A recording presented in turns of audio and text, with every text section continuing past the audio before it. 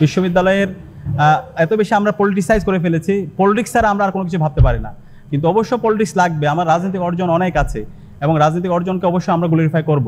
বিগত সময়ে আপনারা জানেন ঢাকা বিশ্ববিদ্যালয় সহ বাংলাদেশের সকল ক্যাম্পাস ছাত্রলীগের সন্ত্রাসীরা একটা ক্যান্টনমেন্ট তৈরি করে রেখেছিল। গণরম গ্যাস্ট্রুম কালচারের মাধ্যমে শিক্ষার্থীদেরকে দাসের মতো করে ব্যবহার করেছিল। শিক্ষার্থীদের তাদের কোনো ব্যক্তিগত অপিনিয়ন ছিল না, কেউ মতামত দিতে পারে নাই। শিক্ষার্থীদের সম্ভাবনাগুলোকে ধ্বংস করে দেওয়া হয়েছিল। কিন্তু এই ডাকসু নির্বাচনে যখন আমরা শিক্ষার্থীদের কাছে যাচ্ছিলাম, আমরা যখন তাদের আকাঙ্ক্ষা তাদের প্রত্যাশাগুলো শুনছিলাম, একটা উৎসব মুখর পরিবেশ। আমাদের শহীদরা আমাদেরকে রাস্তা দেখিয়েছিল। 2000 আমাদের ভাই বোন শহীদ হয়েছে, 40,000 আমাদের ভাই বোন গাজী হয়েছে, যার মাধ্যমে আজকে আমরা ফ্যাসিবাদ মুক্ত বাংলাদেশ পেয়েছি, আজকে আমরা আজাদি পেয়েছি। তো জুলাই বিপ্লবের পরে আমরা সবাই বলছিলাম আমরা শহীদদের আকাঙ্ক্ষার আলোকে বৈষম্যহীন ইনসাফ ভিত্তিক বাংলাদেশ বিনির্মাণ করতে চাই। এবং একই সাথে প্রতিটি ক্যাম্পাসে ক্যাম্পাসে আমাদের শিক্ষার্থীদের গণদাবি ছিল ছাত্র সংসদ নির্বাচন দেওয়া। তো আপনারা দেখতে পেয়েছেন ইতিমধ্যে বাংলাদেশের বড় বড় ক্যাম্পাসগুলোতে ছাত্র সংসদ নির্বাচন তফসিল ঘোষণা করা হয়েছে এবং ডাকসু নির্বাচন ইতিমধ্যে আনুষ্ঠানিক প্রচারণা আজকে শেষ হয়েছে। এই ডাকসু নির্বাচন উপলক্ষে আমরা যে আমেজ দেখতে পেয়েছি, সারা দেশের মানুষের যেভাবে আমরা স্বতঃস্ফূর্ত রেসপন্স দেখতে পেয়েছি, এবং আমরা যারা প্রার্থীরা আছি সবাই কিন্তু রাজনৈতিক আমাদের ভিন্নতা আছে, আমাদের আদর্শিক বিভিন্ন ধরনের ভিন্নতা আছে, কিন্তু আমরা জুলাইয়ের প্রশ্নে, আমরা বাংলাদেশ প্রশ্নে সবাই ঐক্যবদ্ধভাবে আমরা কাজ করেছি। এই ধরনের একটা বাংলাদেশ বিনির্মাণ করার জন্য কিন্তু আমাদের শহীদরা জীবন দিয়েছে। আপনারা দেখতে পেয়েছেন প্রচারণা শুরু হওয়ার পর থেকে আমরা সকল প্রার্থীরা একই বাসে বসে, একই গাড়িতে বসে আমরা বিভিন্ন মিডিয়া হাউসে গেছি টকশো করতে। এটা বাংলাদেশের ইতিহাসে কখনো হয় নাই। আমরা একসাথে বসে টকশো করেছি, আমরা পলিসি ডিবেট করেছি, ডায়ালগ করেছি, শিক্ষার্থীদের ব্যাপারে আমাদের যে ভাবনা, আমাদের যে চিন্তা, সেগুলো আমরা শেয়ার করেছি। আবার একসাথে বসে আমরা খাওয়া দাওয়া করেছি, দুপুরের লাঞ্চ করেছি, রাতে ডিনার করেছি।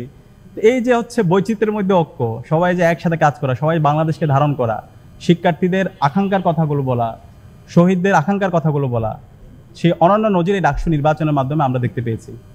একই সাথে আমরা যখন আমাদের প্রচারণা শুরু করেছি আনুষ্ঠানিকভাবে, আমরা চেষ্টা করেছি সকল প্রত্যেকটা হলে হলে যাওয়ার জন্য, শিক্ষার্থীদের কাছে গিয়ে তাদের প্রত্যাশা, তাদের আকাঙ্ক্ষার কথা শোনার জন্য।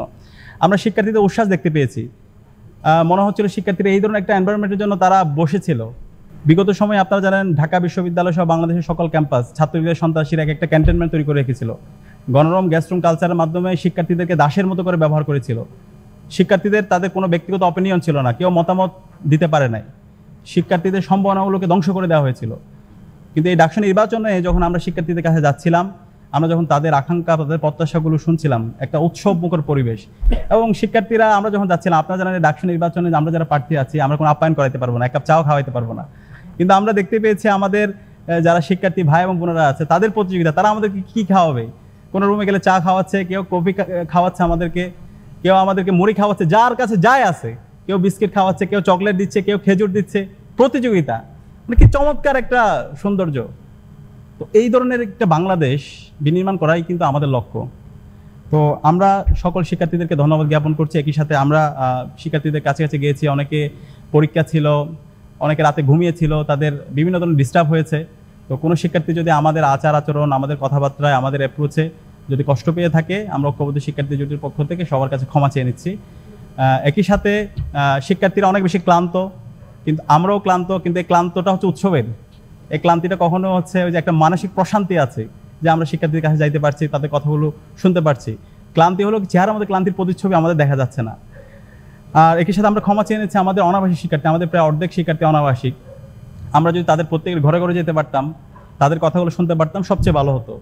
আমরা চেষ্টা করেছি আমাদের অনাবাসিক শিক্ষার্থী তারা যখন এখানে আমাদের 17টা বাস রুট আছে, আমরা বাসের ওইখানে গিয়ে তাদের কথাগুলো শোনার জন্য, আমাদের প্রত্যাশাগুলো তাদেরকে শোনানোর জন্য। তো অনেক শিক্ষার্থীদের কাছে আমরা সরাসরি রিচ করতে পারিনি। তো আমরা যাদের কাছে রিচ করতে পারিনি ইন পার্সন, আমরা তাদের কাছে ক্ষমা চাচ্ছি। আমরা আশা রাখছি আমাদের ঐক্যবদ্ধ যে শিক্ষার্থী জোট, সেই শিক্ষার্থী জোটের আমাদের মূল কথা হচ্ছে শিক্ষার্থীদের কথায় আমাদের কথা, শিক্ষার্থীদের ভয়েসে আমাদের ভয়েস, শিক্ষার্থীদের আকাঙ্ক্ষায় আমাদের আকাঙ্ক্ষা। সুতরাং তাদের যখনই যা তাদের পরামর্শ হিসাবে থাকবে আমাদের প্রতি, তারা আমাদেরকে পরামর্শ দিলে আমরা আমাদের জায়গা থেকে তাদের যে আকাঙ্ক্ষা, তাদের যে প্রত্যাশা, সেটা আমাদের এজেন্ডাভুক্ত করব। এবং ইতিমধ্যে আমরা যে ইস্তেহার ঘোষণা করেছি সেটা দেখতে পেয়েছেন। সেই ইস্তেহারে আমরা শিক্ষার্থীদের আকাঙ্ক্ষার কথাগুলো আমরা নিয়ে আসার চেষ্টা করেছি। এবং এই 36 দফা যে সংস্কার প্রস্তাবনা দিয়েছি, আগামী 1 বছর কোন মাসে কোন কাজটা করব সেই এক্সিকিউটিভ প্ল্যানটা আমাদের নেওয়া হয়ে গিয়েছে। এবং আমরা বলছি আমাদের ঢাকা বিশ্ববিদ্যালয়ে 100 বছর পার করলো, আজকে আমাদের মৌলিক সংকটগুলো দূর হয় নাই। এই সকল সংকটগুলো কৃত্রিমভাবে তৈরি করে রাখা হয়েছে এবং এই সংকটগুলোর মূল কারণ হলো এখানকার বিশ্ববিদ্যালয় অ্যাডমিনিস্ট্রেশনের ইনকম্পিটেন্সি, একই সাথে আমাদের যে হলো পলিসিগত জায়গায় সমস্যা এবং এক্সিকিউটিভ প্ল্যান না থাকা। তো আমরা যখন শিক্ষার্থীদের ম্যান্ডেট পেয়ে তাদের প্রতিনিধিত্ব করার সুযোগ পাবো, সবার আগে আমরা আমাদের পলিসিগত জায়গায় আমরা রিফর্ম আনবো এবং আমাদের এক্সিকিউটিভ প্ল্যানগুলো আমরা ঠিক করব। একই সাথে আমাদের বিশ্ববিদ্যালয়কে আমরা বলছি এই বিশ্ববিদ্যালয়ের মূল কাজ থেকে আজকে আমরা অনেক দূরে সরে গেছি। বিশ্ববিদ্যালয়ের এত বেশি আমরা পলিটিসাইজ করে ফেলেছি, পলিটিক্স ছাড়া আমরা আর কোনো কিছু ভাবতে পারি না। কিন্তু অবশ্য পলিটিক্স লাগবে, আমার রাজনৈতিক অর্জন অনেক আছে এবং রাজনৈতিক অর্জনকে অবশ্যই আমরা গ্লোরিফাই করব। একই সাথে বিশ্ববিদ্যালয়ের যে মূল কাজ, বিশ্ববিদ্যালয়ের মূল কাজ হচ্ছে জ্ঞান অর্জন করা, নতুন নতুন জ্ঞান নিয়ে আসা এবং শিক্ষার্থীদের জ্ঞান অর্জন উদ্বুদ্ধ করা। সেই ধরনের একটা একাডেমিক যদি এনভায়রনমেন্ট আমি যদি এনশিওর করতে না পারি, তাহলে আমরা বর্তমান বিশ্বে থেকে অনেক দূরে সরে যাব।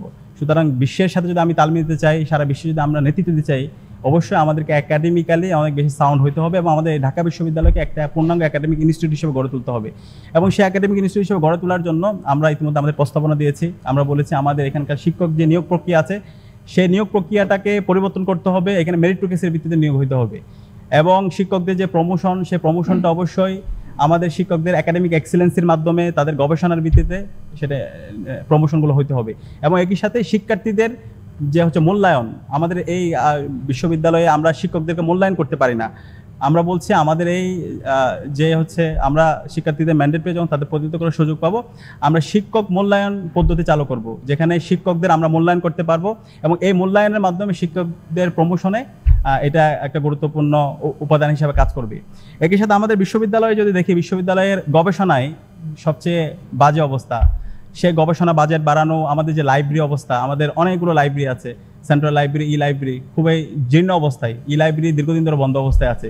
এই লাইব্রেরি ফ্যাসিলিটিস বাড়ানো, একই সাথে আমাদের যে আবাসন সংকট, সে আবাসন সংকট, খাদ্যের নিরাপত্তা, অনিরাপত্তা, স্বাস্থ্যের অনিরাপত্তা এবং সবচেয়ে দুর্ভাগ্যের বিষয় আমাদের বোনদের জন্য অনিরাপদ ক্যাম্পাস।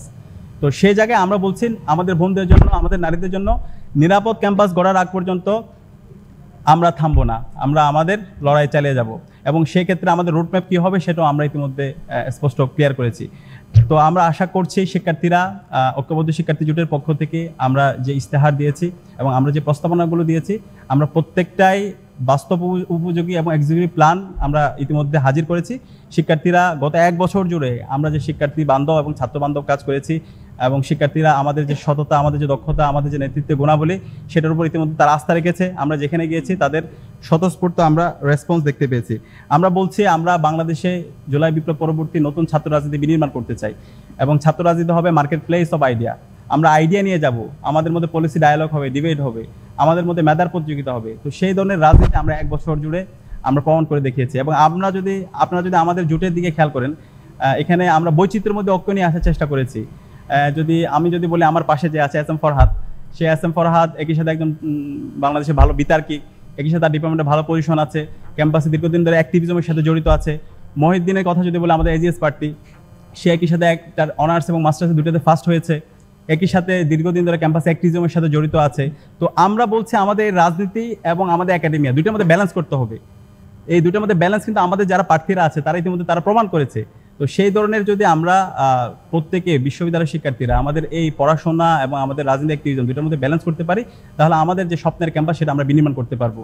তো আমাদের যে স্লোগান, সেই স্লোগানটা হচ্ছে এরকম: স্বপ্নের ক্যাম্পাস গড়ার পথযাত্রী, আমরা থামবো না। যে স্বপ্ন নিয়ে আমরা একজন ফার্স্ট ইয়ার শিক্ষার্থী ঢাকা বিশ্ববিদ্যালয়ে ভর্তি হই, বিশ্ববিদ্যালয়ে ভর্তি হওয়ার সময় আমাদের স্বপ্ন থাকে আমরা এখানে চমৎকার একাডেমিক এনভায়রনমেন্ট পাবো, আমাদের ক্লাসের মধ্যে আমাদের শিক্ষকরা হবে সিনিয়র স্কলার, আমরা হবে জুনিয়র স্কলার, আমাদের লাইব্রেরি ফ্যাসিলিটিস থাকবে, আমাদের শিক্ষক নিয়োগ প্রক্রিয়াটা হবে মেরিটোক্রেসির ভিত্তিতে এবং আমাদের আবাসন সংকট থাকবে না, আমাদের খাদ্যের অনিরাপত্তা থাকবে না, স্বাস্থ্যের অনিরাপত্তা থাকবে না এবং আমাদের অনাবাসিক যে শিক্ষার্থীরা আছে তাদের পরিবহন নিয়ে তাদের ভাবতে হবে না, উন্নত পরিবহন থাকবে এবং আমাদের বোনদের জন্য একটা নিরাপদ ক্যাম্পাস হিসেবে গড়ে উঠবে। তো সেই ধরনের একটি স্বপ্নের ক্যাম্পাস বিনির্মাণ না হওয়ার আগ পর্যন্ত আমরা থামবো না, আমরা আমাদের লড়াই চালিয়ে যাবো ইনশাআল্লাহ। আমি ঢাকা বিশ্ববিদ্যালয়ের সকল শিক্ষার্থী ভাই বোনদেরকে অনুরোধ করব, আসন্ন ডাকসু নির্বাচনে আমরা দেখতে পাচ্ছি বিভিন্নভাবে নির্বাচনে ভয়ভীতিকর পরিস্থিতি তৈরি করার জন্য বিভিন্ন পক্ষ চেষ্টা করছে। এলাকা থেকে বিভিন্নভাবে ফোন দিয়ে হুমকি দেওয়া হচ্ছে, অথবা জোর জবরদস্তি করা হচ্ছে পরিবারকে। আপনারা বিশ্ববিদ্যালয়ে শিক্ষার্থীরা, মেধাবী শিক্ষার্থী, কোনো ধরনের এ ধরনের হুমকি, কোনো ধরনের এলাকার কারো ফোন দ্বারা পরিচিত না হয়ে বরং সৎ, দক্ষ, আদর্শ, দেশপ্রেমিক এবং শিক্ষার্থী বান্ধব কাজের সাথে যারা জড়িত ছিল, জুলাইয়ের আকাঙ্ক্ষাকে যারা ধারণ করে, সেই সমস্ত নেতৃত্বকে আপনারা বাছাই করে নেবেন। এবং সে জায়গায় আমরা বিশ্বাস করি আমাদের ঐক্যবদ্ধ শিক্ষার্থী জোটের আমাদের যে নেতৃত্ব, আমরা দৃঢ়ভাবে বলতে চাই জুলাই বিপ্লব এবং জুলাই বিপ্লব পরবর্তী 1 বছর জুড়ে শিক্ষার্থী বান্ধব যতগুলো কাজ হয়েছে, ক্যাম্পাসে ওয়েলফেয়ারমূলক যতগুলো কাজ হয়েছে, বিশ্ববিদ্যালয় প্রশাসনকে বাধ্য করার জন্য আমরা 63 দফা সংস্কার দিয়েছিলাম বিশ্ববিদ্যালয়কে নতুনভাবে ঢেলে সাজানোর জন্য। এবং আমাদের অনেকগুলো ওয়েলফেয়ারমূলক আমরা কাজ করেছি যেগুলো শিক্ষার্থীরা স্বতঃস্ফূর্ততার সাথে আমাদেরকে গ্রহণ করেছে। এবং একই সাথে জুলাইয়ের আকাঙ্ক্ষাকে ধারণ করে, শহীদদের আকাঙ্ক্ষাকে ধারণ করে আমরা অসংখ্য কালচারাল প্রোগ্রাম করেছি, প্রদর্শনী করেছি, শহীদ পরিবারের কাছে গিয়েছি এবং আহত পরিবারের কাছে গিয়েছি, তাদের ট্রিটমেন্টের জন্য আমরা কাজ করেছি। তো আমরা বিশ্বাস করি শিক্ষার্থীরা গত 1 বছর জুড়ে জুলাইয়ের আকাঙ্ক্ষাকে যারা ধারণ করেছে এবং শিক্ষার্থী বান্ধব এবং ছাত্র বান্ধব যারা কাজ করেছে, যারা তাদের সততার পরিচয় দিয়েছে, তাদের দক্ষতার পরিচয় দিয়েছে এবং তাদের নেতৃত্বের যারা পরিচয় দিয়েছে, তাদেরকে বেছে নেবে। এবং এই জায়গায় ঐক্যবদ্ধ শিক্ষার্থী জোট তাদের কথা এবং কাজের মাধ্যমে তারা সেটা প্রমাণ করেছে। এবং আমরা বিশ্বাস করি আসন্ন ডাকসু নির্বাচনে ঐক্যবদ্ধ শিক্ষার্থী জোটের উপর ঢাকা বিশ্ববিদ্যালয়ের শিক্ষার্থীরা আস্থা রাখবে এবং এর মাধ্যমে আমরা আমাদের যে স্বপ্নের ক্যাম্পাস, সেই স্বপ্নের ক্যাম্পাস, একটি নিরাপদ ক্যাম্পাস, সেই নিরাপদ ক্যাম্পাস বিনির্মাণের দিকে আমরা আমাদের যাত্রা শুরু করব। তো আমরা আমাদের স্লোগানটি আমি আবার বলে আমি আমার কথা শেষ করছি, স্বপ্নের ক্যাম্পাস গড়ার পথযাত্রী, আমরা থামবো না। আমরা আমাদের বিশ্ববিদ্যালয়কে আমাদের একাডেমিক এক্সেলেন্সির মাধ্যমে, একটা পূর্ণাঙ্গ একাডেমিক ইনস্টিটিউট বিনির্মাণের মাধ্যমে, আমাদের আবাসন সংকট দূর করার মাধ্যমে, খাদ্যের নিরাপত্তা, স্বাস্থ্যের নিরাপত্তা এবং আমাদের নারীদের জন্য একটা নিরাপদ ক্যাম্পাস বিনির্মাণ মাধ্যমে আমরা আমাদের এই যাত্রা বিনির্মাণ করব। এবং এই যাত্রা পূর্ণাঙ্গ না হওয়ার পর্যন্ত আমরা থামবো না, আমরা আমাদের লড়াই চালিয়ে যাব। সবাইকে অসংখ্য ধন্যবাদ।